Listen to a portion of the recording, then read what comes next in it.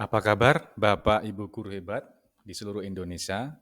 Perkenalkan, saya Ahmad Fauzan Hakim, guru SMK Nurul Salat Kemiri, Kabupaten Purworejo, calon guru penggerak angkatan 10.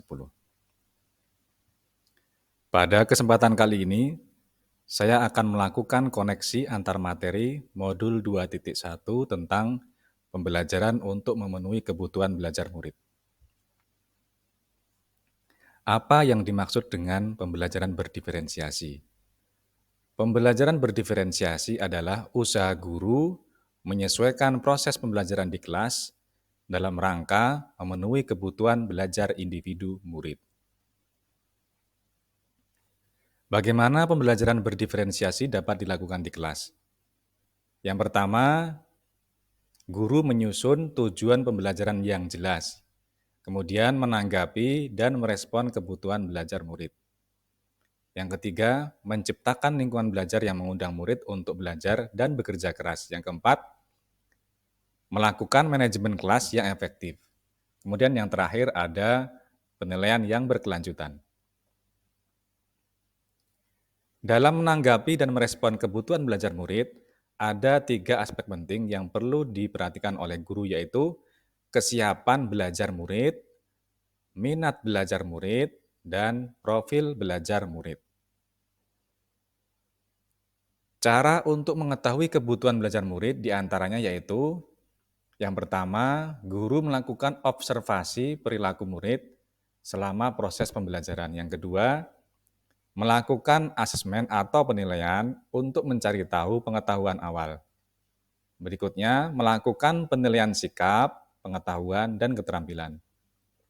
Yang keempat, berdiskusi dengan orang tua atau wali murid. Yang kelima, berdiskusi dengan murid tentang permasalahan yang mereka hadapi. Yang keenam, berdiskusi dengan guru lain atau wali kelas sebelumnya. Yang ketujuh, melakukan refleksi berkelanjutan terhadap pembelajaran yang sudah dilakukan.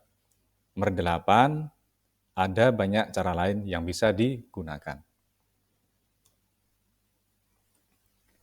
Bagaimana pembelajaran berdiferensiasi dapat memenuhi kebutuhan belajar murid dan membantu mencapai hasil belajar yang optimal?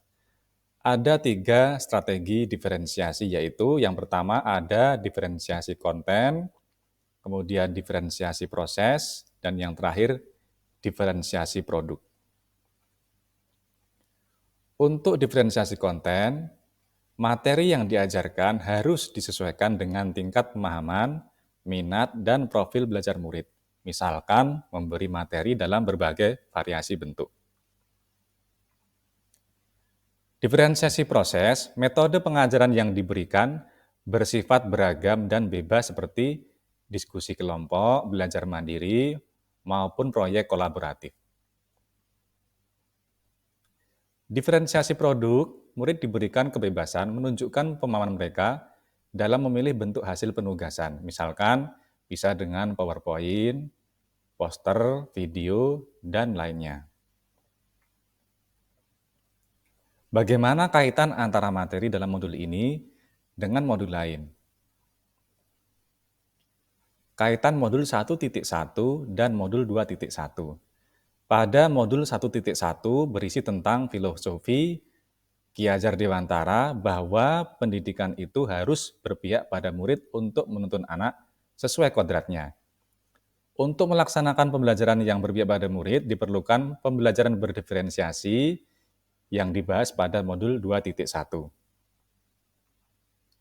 Kaitan modul 1.2 dan modul 2.1.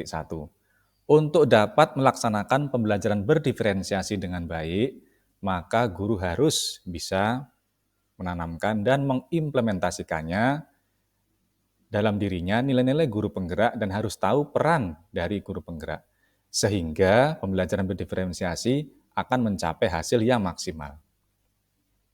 Kaitan modul 1.3 dan modul 2.1. Dalam merancang prakarsa perubahan dan untuk mewujudkan visi guru, maka diperlukan suatu dukungan yang kuat. Salah satu dukungan yang kuat adalah dengan melakukan pembelajaran yang berdiferensiasi karena visi guru itu harus berpihak pada murid. Kaitan modul 1.4 dan modul 2.1. Supaya pembelajaran berdiferensiasi berjalan dengan baik dan hasilnya maksimal, maka dari awal perlu adanya keyakinan kelas yang dibentuk oleh guru bersama dengan murid. Dengan adanya keyakinan kelas, maka akan tercipta budaya positif di sekolah, sehingga pembelajaran yang berpihak pada murid akan terlaksana dengan baik dan lancar. Pembelajaran tersebut adalah pembelajaran berdiferensiasi.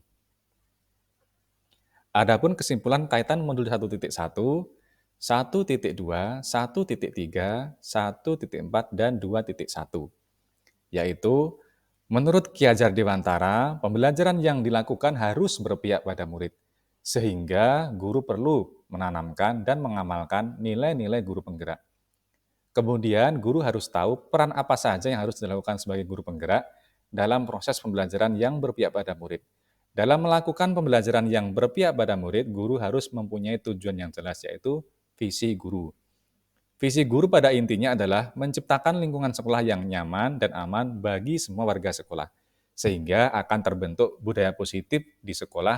Dengan terciptanya budaya positif di sekolah, maka guru akan lebih mudah dalam melakukan pembelajaran yang berpihak pada murid, sesuai dengan pemikiran Ki Hajar Dewantara, yaitu pembelajaran berdiferensiasi. Terima kasih atas perhatiannya, semoga bermanfaat. Salam sehat selalu untuk Bapak Ibu guru hebat.